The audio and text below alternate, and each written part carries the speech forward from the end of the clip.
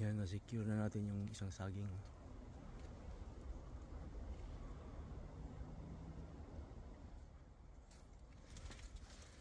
Ito na yung isang natumba. May isa pa dito. Yan yung isa.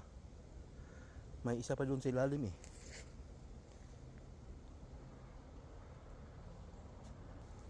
May mga kalamansi dito.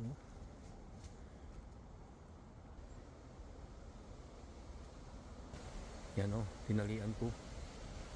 May hurricane na naman darating eh. Baka babagsak doon, mahirap kunin.